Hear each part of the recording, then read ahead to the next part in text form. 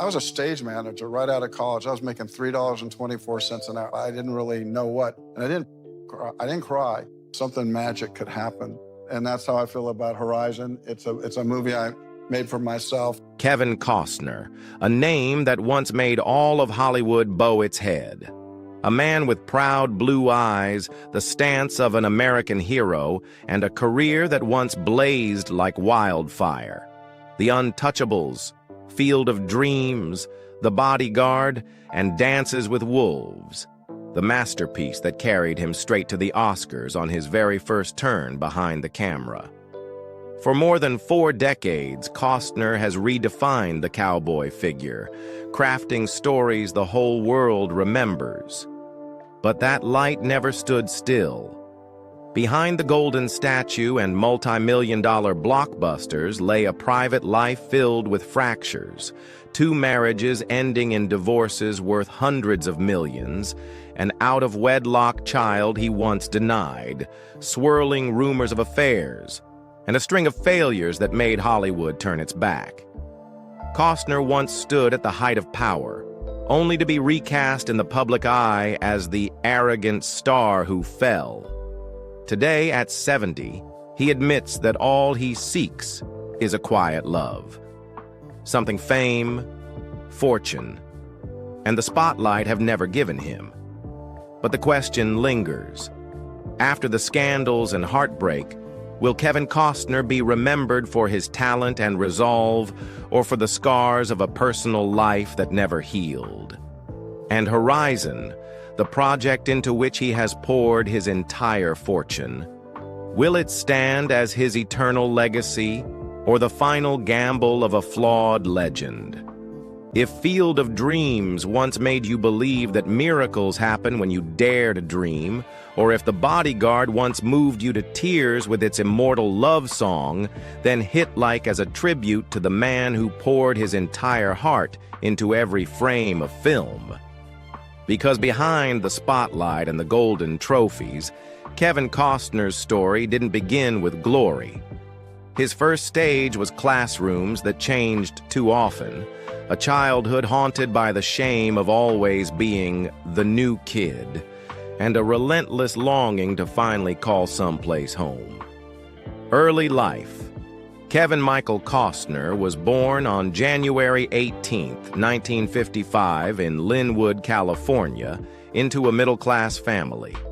He was the youngest of 3 brothers, but from the very beginning, shadows hung over his life.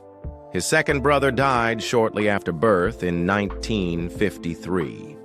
The loss left a lingering wound in the family, making his mother, Sharon, a social welfare worker, more sensitive and protective of her children. His father, William, worked as an electrician before becoming a manager at Southern California Edison, providing the family with financial stability, but at the cost of constant relocations. Because of his father's job, the Costner family moved frequently, from Garden Grove to Ventura, then Visalia, to the point where Kevin attended more than a dozen different schools. For a young boy, it felt almost like living in the military, always the new kid, always standing outside groups of friends who had long known one another. Unable to build lasting friendships, Kevin grew up with feelings of isolation and insecurity. He later admitted that those years left him with an intense longing, a hunger for a true home to belong to.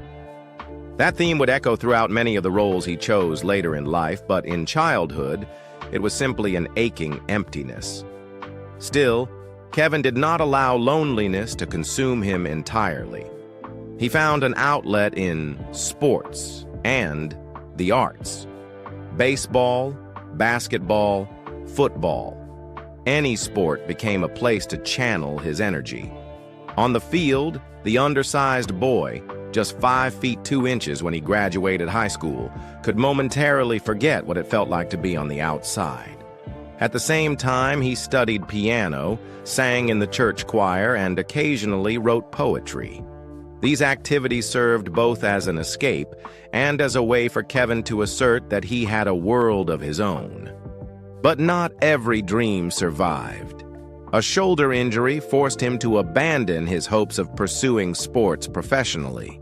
The disappointment was sharp, but it left behind an invisible legacy: discipline, patience, and a refusal to quit. Later, he often recalled those cold mornings of training on the field as lessons that steeled him against the many failures he would face in Hollywood. Kevin then leaned further into music and the arts. He played piano, wrote poetry, and sang in the church choir. In those moments, the usually withdrawn boy discovered a safe space, a place where he could release his emotions without fear of rejection. And during those years, another seed took root: a fascination with Western films. How the West Was Won, the classic epic about the American frontier, held him transfixed before the screen, dreaming of stories far larger than his own life. His childhood was a journey of constant adjustment, endless challenges, and learning how to adapt in order to survive. Those years not only forged his resilience, but also planted within him a burning need to prove that he mattered, to find his place in the vast world. That desire, sparked in the fragile days of boyhood, would quietly drive him for the rest of his life. Early career. When Kevin Costner entered California State University, Fullerton, in 1973, he chose business administration, the safe path for a middle-class kid with no connections and no foothold in show business. By day, he played intramural sports, joined the Delta Chi fraternity, and looked every bit the typical American college student. But at night, another life unfolded. Kevin enrolled in acting classes, stepping onto small stages, training his voice, practicing movement, learning to listen to scene partners, all while keeping it hidden from everyone, even his girlfriend Cindy Silva. The feeling of being the new kid, which had haunted his childhood, now transformed into a different drive, to find a place where he truly belonged, perhaps on the stage. After graduation, he took a marketing job, hanging his diploma on the wall as reassurance to his parents. But the fire inside him only grew. The turning point came after his honeymoon in 1978. On the flight home, Kevin spotted screen legend Richard Burton seated just a few rows away. He waited until Burton closed his book before nervously asking for advice. Burton smiled, looked into the young man's blue eyes, and gave a reply as simple as it was transformative. "You'll be fine." As Burton's car pulled away from the airport, he rolled down the window and wished him good luck. That was all it took. Within a month, Kevin resigned from his office job and hurled himself headfirst into the risky path of acting. The first years were a grind, hauling bricks in the morning, driving a truck in the afternoon, sometimes working on fishing boats. At night, he went to acting classes, only to wake early the next day to stand in endless casting lines. He took any odd job that could pay the rent and still leave him enough strength to train. Auditions often ended with the words, "We'll be in touch," followed by silence. There were bit parts without credit, long hours spent in casting waiting rooms, watching his confidence chip away, piece by piece. Cindy, who had stood by him since college, became his only real anchor during those harsh years. His first film role came in Sizzle Beach, USA, a low-budget sex comedy shot in the late 1970s for a meager $1,800 fee. The film wasn't released until 1986, and when it finally surfaced, it felt like a blemish on his artistic record. Kevin cringed at the thought of anyone seeing it. A brighter glimmer of hope arrived in 1983 when director Lawrence Kasdan cast him as Alex, the deceased friend, in The Big Chill. Kevin filmed several flashback scenes and believed it could be his breakout moment. But when the film hit theaters, all of his scenes had been cut, leaving only a fleeting glimpse of his hands in the coffin. The blow was so heavy that he began applying for office jobs again, ready to fold up the dream. And then the simplest words saved him. Just one more year. Cindy urged him. Kevin stayed, and that one more year changed everything. In 1985, Kasdan kept the quiet promise he had made after the big chill and invited Kevin to play Jake in Silverado. As the reckless young cowboy, Costner burst onto the screen with fresh, mischievous energy, breathing new life into a Western genre thought to be fading. Silverado didn't turn him into an overnight superstar, but it was the door that finally swung open. And this time, no one slammed it shut. That was the beginning. Kevin Costner was not yet a star, nor an Oscar winner, but he had something more important, an unyielding will, and the conviction that his road, however rough, would eventually lead to a place worth reaching. Success and peak of fame. After his breakthrough in Silverado, 1985, where Costner breathed fresh life into the young cowboy Jake, Hollywood began to take notice. But it wasn't until No Way Out, 1987, that he truly proved his dramatic strength. Playing a naval officer trapped in a labyrinth of political conspiracies, Costner brought a mix of intelligence and vulnerability, a kind of hero distinct from his contemporaries. That same year, The Untouchables cemented him as an A-list star. Standing between Sean Connery and Robert De Niro, Costner was not overshadowed, but instead provided the crucial balance in the battle between justice and darkness. Connery won the Oscar, but it was Costner's steadiness that made the film a classic. From there, his career soared. Bull Durham, 1988, and Field of Dreams, 1989, were not just baseball films. They embodied two sides of the American dream. One was gritty, romantic, and humorous. The other a hymn about faith, fatherhood, and redemption. Kevin Costner became the face of the American man, laconic, strong, yet tender, a cultural icon far beyond the screen. His absolute pinnacle came in 1990 with Dances with Wolves. It wasn't just a film, it was a gamble. A 35-year-old actor with no directing experience dared to helm a 3-hour Western epic filled with Lakota dialogue while also financing and starring in it himself. The Hollywood press mocked him, nicknaming the project Kevin's Gate, predicting it would collapse like previous Western flops. And then, the unthinkable happened. The film became a worldwide phenomenon, grossing nearly $425 million and winning 7 Oscars, including Best Picture and Best Director. Costner, on his first outing behind the camera, made history. One of the youngest directors ever honored by the Academy, and the first to deliver a Best Picture Western since 1931. The film portrayed Native Americans with rare humanity, breaking Hollywood's long-standing stereotypes of indigenous people.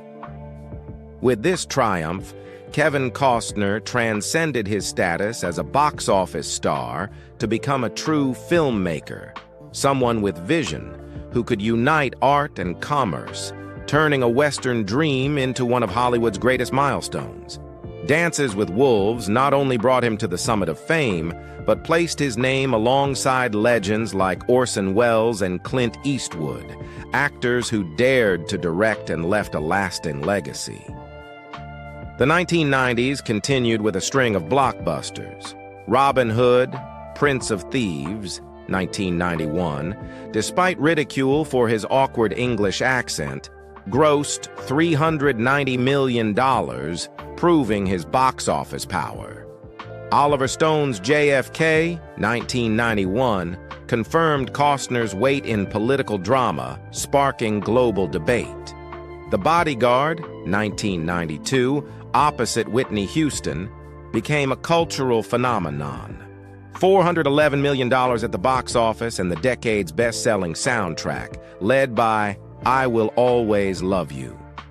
Then came A Perfect World, 1993, under Clint Eastwood's direction, giving him a rare, complex role as a criminal with deep humanity. While Wyatt Earp, 1994, continued his bond with the Western, reviving the lawman with epic seriousness.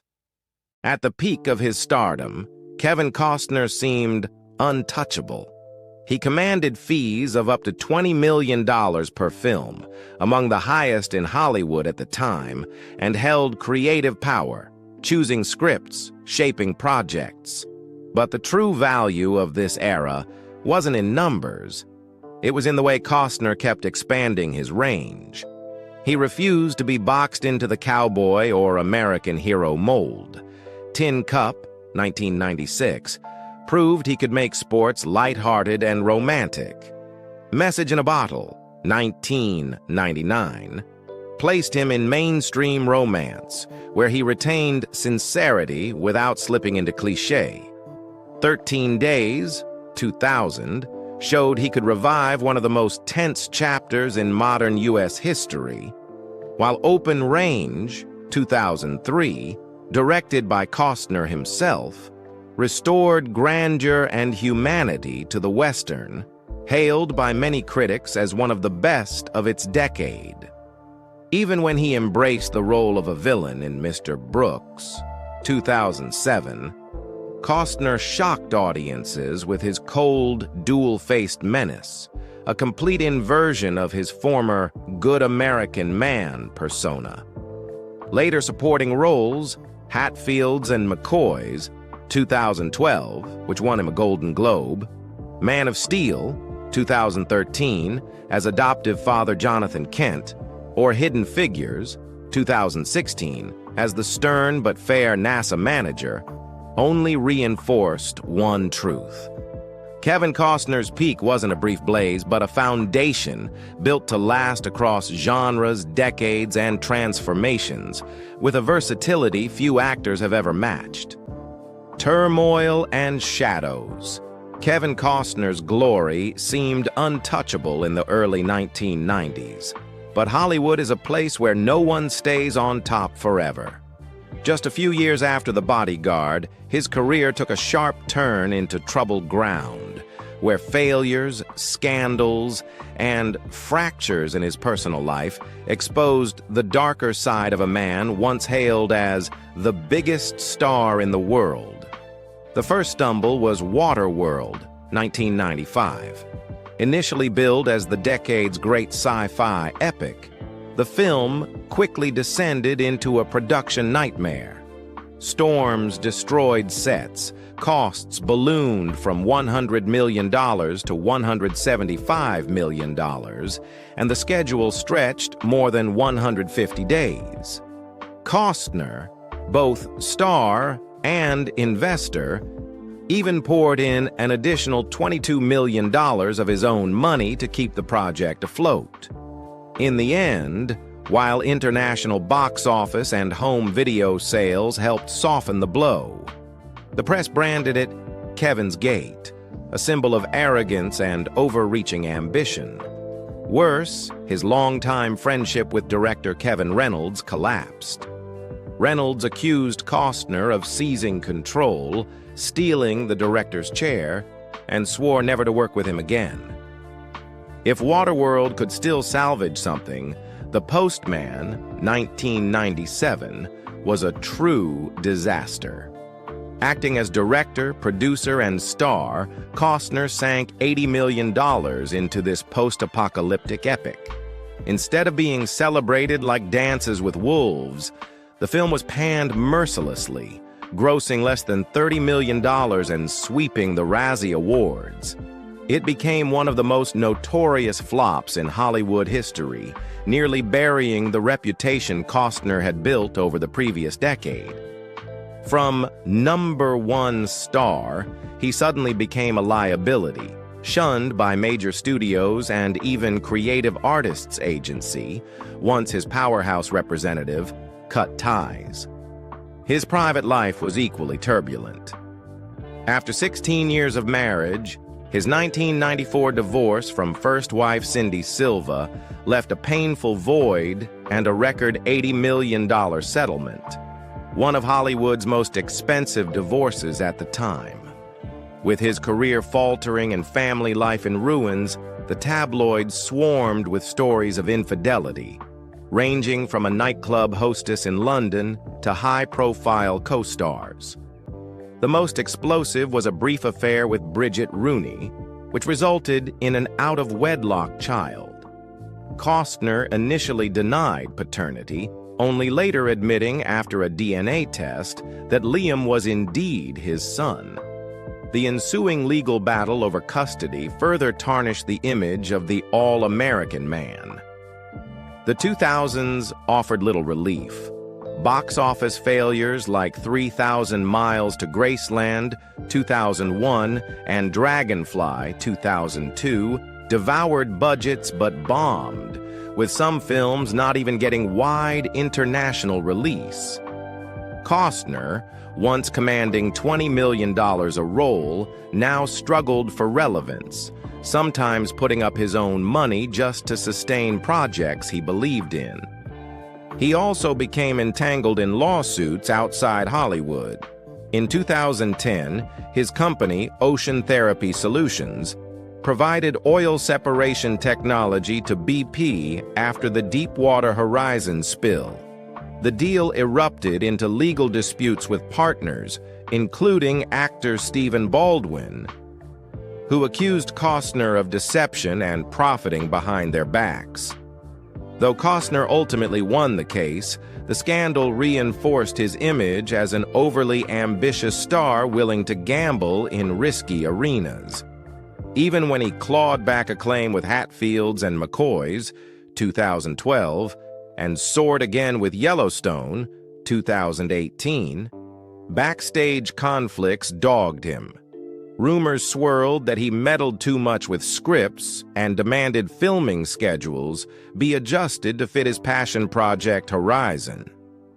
Tensions with creator Taylor Sheridan spilled into the press, ultimately leading to Costner's exit from Yellowstone, to the dismay of fans.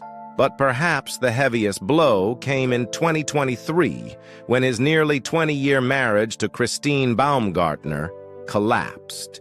The divorce quickly devolved into a public courtroom drama with battles over property, custody, and staggering support payments. Christine initially sought $175,000 per month. After negotiations, the court set it at $63,000, still a staggering figure. The press dissected every detail, from disputes over homes to access to their 3 children. Once again, Costner's personal life was laid bare before the world like a chaotic stage play. Through it all, Kevin Costner has tasted the bitterest defeats: box office disasters, infidelity scandals, costly divorces, and noisy lawsuits. He was once celebrated as the eternal symbol of the American man on screen, but off-screen he has wrestled with unavoidable tragedies. These shadows have made his image more complex, not just a star of glory, but a man who has stumbled, been doubted, and forced to rise again from his deepest wounds. Business and music. Kevin Costner is not only an actor and director, but has also crafted another portrait of himself, a man of ventures beyond the silver screen, both a daring entrepreneur and a passionate musician. In the early 1990s, at the height of his fame, Costner was already looking to expand his influence into business. In 1991, he purchased and upgraded the Midnight Star, a luxury casino restaurant in Deadwood, South Dakota. The venue quickly became a fan destination, its walls lined with images and props from Costner's iconic films. The Midnight Star was more than just an entertainment spot. It was a Costner museum where visitors could revisit a slice of cinematic history through his career. Though later entangled in management disputes and ultimately sold in 2020, the project demonstrated Costner's ability to transform fame into commercial value. His business ventures weren't limited to entertainment. After the Deepwater Horizon oil spill in 2010, Kevin Costner's name surfaced in an unlikely field: environmental technology. He had invested in Ocean Therapy Solutions, OTS, a company specializing in machines that separated oil from seawater. Several of these devices were leased by BP to help combat the disaster. Yet along with this success came legal battles. Partners, including actor Stephen Baldwin, accused Costner of withholding information for personal gain. The lawsuit dragged on for years, but Costner ultimately won, with the court ruling he had not engaged in fraud. The case laid bare a truth. Costner never shied away from high-risk business gambles, ventures as perilous as the blockbuster productions he once led. At the same time, he found another outlet: music. His love for rhythm and melody, nurtured since childhood when he played piano and sang in a church choir, finally took shape in 2007 with the founding of his band, Kevin Costner and Modern West. Here, Costner was no Hollywood star, but the lead singer and songwriter, touring across the U.S. and Europe with a country rock sound. Their debut album, Untold Truths, charted on Billboard, and their tours occasionally intersected with major sporting events like NASCAR. What surprised audiences was not technical vocal brilliance, but sincerity. Costner stood on stage like any ordinary musician, singing about love, sorrow, youth, themes familiar yet deeply genuine. Follow-up albums such as Turn It On, 2010, and From Where I Stand, 2011, reinforced the image of Kevin Costner not only as a storyteller in film, but also in song. He even brought his music into film projects. Modern West composed songs for the miniseries Hatfields and McCoys, 2012, weaving another layer of connection between acting and music.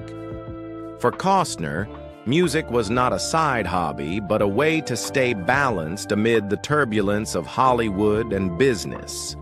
In the end, his ventures in business and music painted the portrait of a multifaceted Costner, a man bold enough to risk casinos, environmental tech, and travel apps like Here, but also one who never abandoned his first love: music.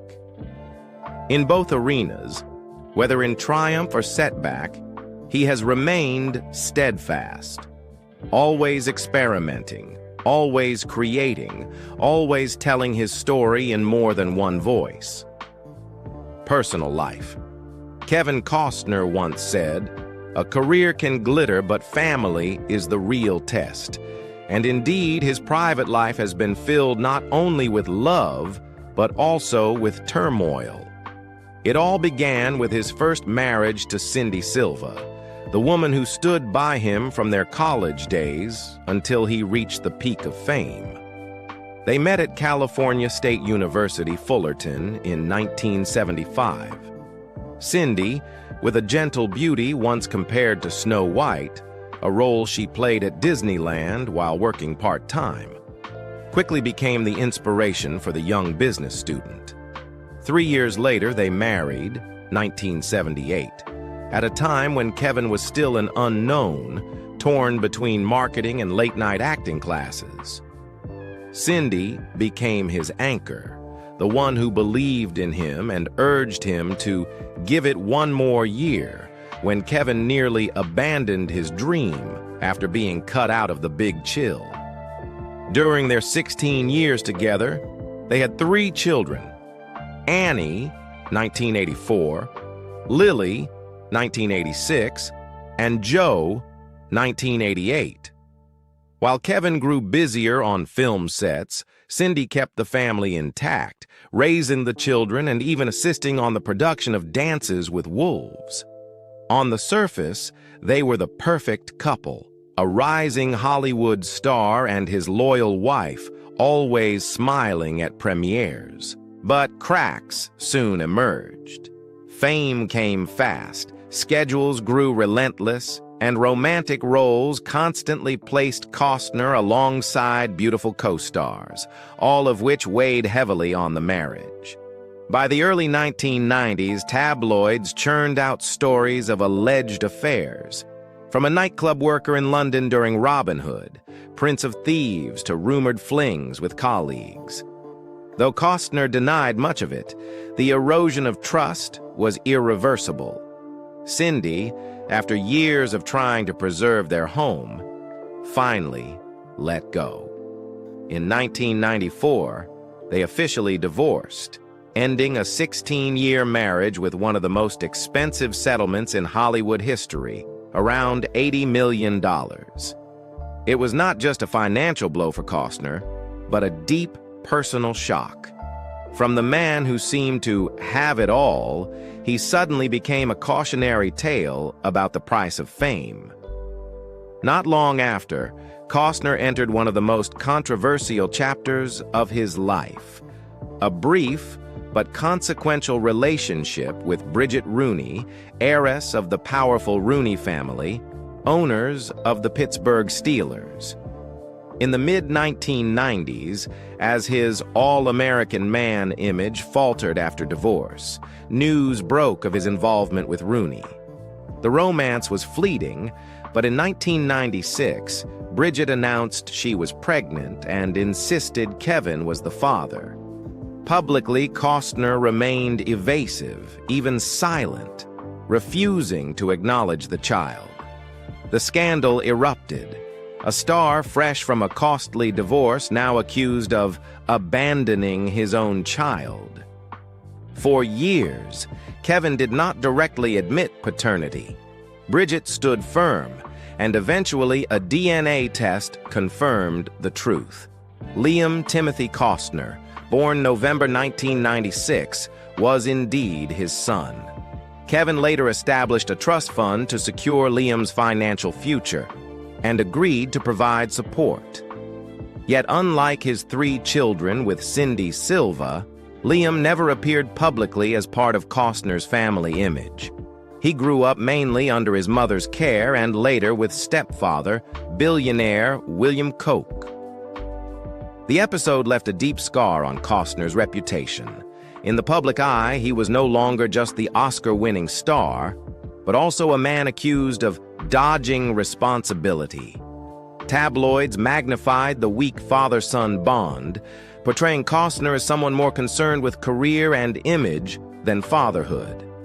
Though his relationship with Rooney ended quickly, it became an unerasable chapter in his private life. Liam, the son once denied, still lives privately today, rarely seen with his father. Legally closed, the story remains proof of a chaotic era in which Costner paid dearly for his choices and lifestyle. After the Rooney scandal, the media followed Costner relentlessly. Through the 1990s, the list of women linked to his name grew so long it sometimes overshadowed his acting career. One of the most notable was Joan London, the famous journalist and host of Good Morning America. In 1995, as Waterworld premiered, the two became tabloid fixtures. Kevin staged a storybook date, whisking Joan onto his private yacht for a sunset cruise in New York Harbor. Joan later recalled it as a night of romance shadowed by pressure. Paparazzi and media attention made any lasting relationship impossible. They split within months, citing the strain of living under constant scrutiny. After London, Costner was tied to a string of high-profile women, supermodel Elle Macpherson, whom he once called The Woman on My Level. British socialite Bridget Cunningham, with whom he was involved for nearly 3 years, publicly referring to him as Mr. Perfect, and Tawny Little, former Miss America turned TV host, who often appeared with him at glittering events. Beyond real romances, rumors swirled endlessly. Alleged liaisons with Michelle Pfeiffer, Winona Ryder, Sharon Stone, and even a married hula dancer. Most were denied, some patently absurd, yet the sheer volume of tabloid speculation blurred his once clear image. From ideal American man, Costner morphed into a central figure of sensational Hollywood gossip. Caught in this chaos, Costner seemed to embody the archetype of the Hollywood leading man off-screen. Charming, surrounded by glamorous women, but unable to maintain lasting bonds. For fans, it was captivating. For family, it was tragic, deepening the contradictions in his roles as father and husband. After a decade of turbulence, Kevin Costner finally found steadiness with Christine Baumgartner, a model and handbag designer nearly 20 years his junior. They first met during the filming of Tin Cup in the mid-1990s, but only in the early 2000s, after the scars of divorce and fleeting romances had faded, did their relationship blossom. Christine was no Hollywood star, but her elegance, independence, and career ambition drew Costner in. In 2004, after dating and briefly splitting over disagreements about children, Costner, then in his mid-40s, was hesitant to father more kids. They reconciled. Their wedding, held at Kevin's expansive ranch in Aspen, Colorado, resembled a fairy tale. The bride arriving in a horse-drawn carriage, the groom, an Oscar-winning star weathered by life's storms, waiting in a simple suit. The ceremony symbolized not just union, but renewal. Together they had 3 children, Caden, 2007, Hayes, 2009, and Grace, 2010. Though already a father of 4 adult children from earlier relationships, Costner admitted his biggest fear in remarrying was being too old to keep up with the kids. Yet he rediscovered joy in fatherhood, gentler, more patient, more confident thanks to past mistakes. For years, Costner was often seen as the devoted dad, walking his kids to school or attending public events with his family. Christine provided stability, helping him balance grueling film schedules with family life. But beneath the happy photos, cracks formed. The age gap, relentless work, and Costner's perfectionism all weighed on the marriage.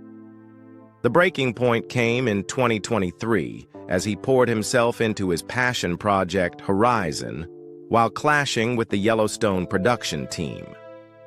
In May 2023, Christine filed for divorce after 18 years of marriage, citing irreconcilable differences. The split quickly turned into one of Hollywood's messiest modern divorces. Christine demanded $175,000 per month in child support, later lowering it to $161,000, while Costner argued it was unrealistic. After months of public battle, the court set the figure at $63,000 per month. Beyond money, tensions escalated when Christine refused to vacate Costner's $145 million beachfront estate, despite a prenuptial clause requiring her to leave within 30 days. Ultimately, the court forced her out, a scene tabloids likened to a courtroom soap opera. By September 2023, they reached a settlement, avoiding trial. Still, the image of Costner's second marriage, once his haven of stability, was shattered beyond repair. For Kevin, it was the second time he saw a family collapse under the glare of flashbulbs, leaving him emotionally and financially drained. The marriage to Christine Baumgartner had given Costner nearly 2 decades of stability and 3 young children tying him to youth. But when it ended in acrimonious disputes, the world was reminded yet again. Kevin Costner's private life has never known lasting peace, even at the threshold of 70. After the 2023 divorce, the media immediately swarmed. Nearing 70, every meal, every step, every woman seen beside him became romance news. It didn't take long for new names and rumors to surface. First was Jewel, the Alaska-born singer-songwriter famed for her raw voice and thoughtful lyrics. In December 2023, both attended a charity event on Richard Branson's Necker Island. Photos of them seated close, speaking warmly, went viral. Jewel later thanked Costner publicly for supporting the Inspiring Children Foundation, fueling more speculation. Soon, headlines declared, "Costner dating Jewel?" Both denied it. Jewel called Kevin a wonderful man, but insisted nothing romantic. Costner bluntly told a radio host it was just friendship. Still, the rumor persisted. Even his children once asked him, "Dad, are you really dating Jewel?" Proof of how hot the gossip had become. Then, in late 2024, a photo of Costner having drinks in Aspen with friends, including Jennifer Lopez, set tabloids ablaze with Kevin Costner, Jennifer Lopez, Hollywood's new couple. In truth, it was simply a group gathering, but a cropped image was enough to ignite a frenzy. By early 2025, paparazzi captured him walking with a mystery woman in Los Angeles, later revealed to be nothing more than his personal assistant. For the press, anyone near Kevin Costner became an instant potential lover. In interviews, Costner admitted his fatigue at such scrutiny.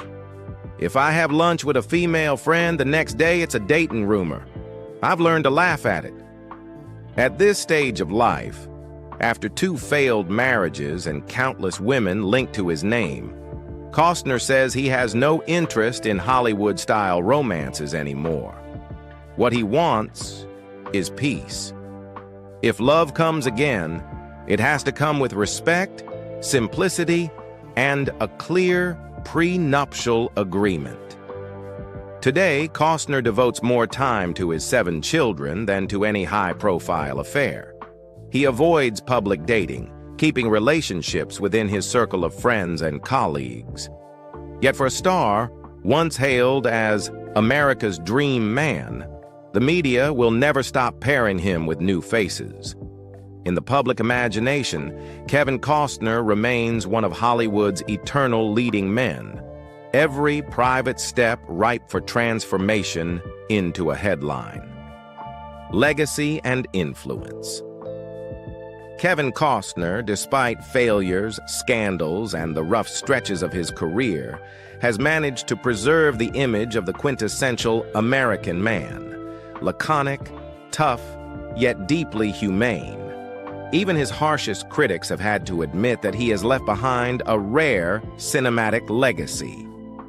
Dances with Wolves not only brought home 7 Oscars, but also revived the entire Western genre, giving Native Americans a humanized voice on screen.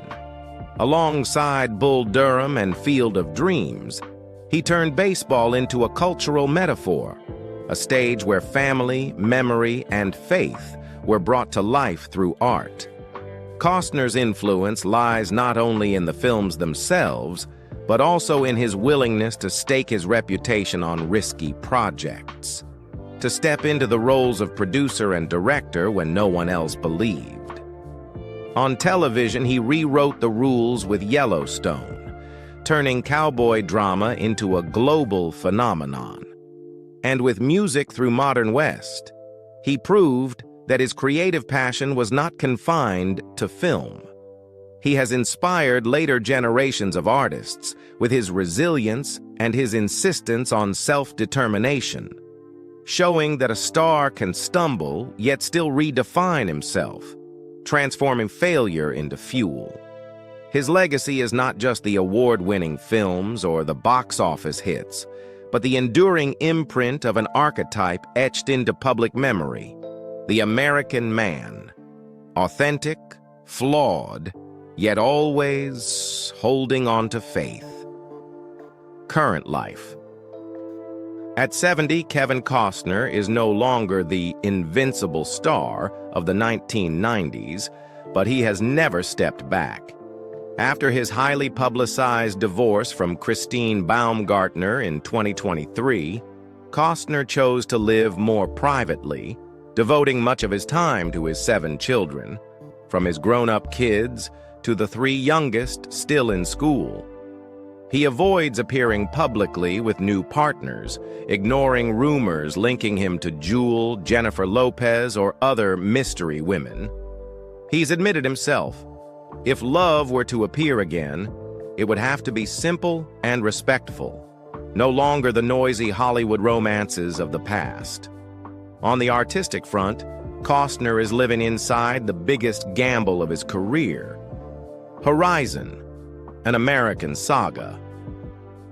This Western epic, which he has nurtured for over 30 years, is planned as a 4-part series set in the aftermath of the Civil War.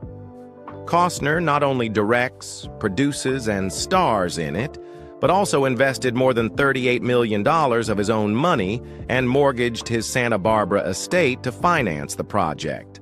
His son Hayes was also cast in the role of Nathaniel Kittredge, turning Horizon into a family legacy as much as a work of art. In 2024, the first installment premiered at Cannes to a 9-minute standing ovation, but its box office performance was disappointing, delaying the release of Part 2 and dragging the project into legal disputes. By August 2025, Costner faced a lawsuit from a stunt performer, which he publicly denounced as a blatant lie. Still, Costner presses forward. Beyond Horizon, he continues to produce The Gray House, a Civil War espionage miniseries with Morgan Freeman, and is set to star in the heartfelt romance Honeymoon with Harry alongside Jake Gyllenhaal. At the same time, he nurtures his love for music through his band Modern West, treating small concerts as a form of healing, while also collaborating with the Hear Hear app to tell stories about American history and culture. To the public, Costner remains a sought-after figure. In early 2025, he took the stage at VMX 2025 to speak about passion, responsibility, and art as a life journey. That same year, he appeared in the Fox Nation documentary series Yellowstone to Yosemite, recounting the historic 1903 expedition. These moves show he is no longer chasing the spotlight, but instead choosing projects with enduring meaning. Today, Kevin Costner stands less as a Hollywood legend than as a man in full, a devoted father, an artist who still burns with creativity, a risk-taking businessman committed to his vision. After all the highs and lows, he is writing the final chapter of his career with resilience and conviction, proving that even in life's twilight, there are dreams still worth betting everything on. Kevin Costner embodies one of Hollywood's bitter paradoxes. A man who once stood at the very peak of power, now hounded by lawsuits, box office flops, and endless rumors. Yet it is precisely this paradox that gives him weight, an artist who refuses the safe path, willing to stake his entire fortune to protect a dream that has burned within him since youth. Costner has never been flawless. He has stumbled, been mocked, and lost more than he has gained. And yet, it is this imperfection that makes him real, that allows his journey to strike a chord with generations of audiences. The unanswered question remains: will Horizon become the legacy he so longs for, or merely a chapter that closes in silence? Will Kevin Costner be remembered as a brilliant star who faded, or as a stubborn storyteller who dared to follow his faith to the very end?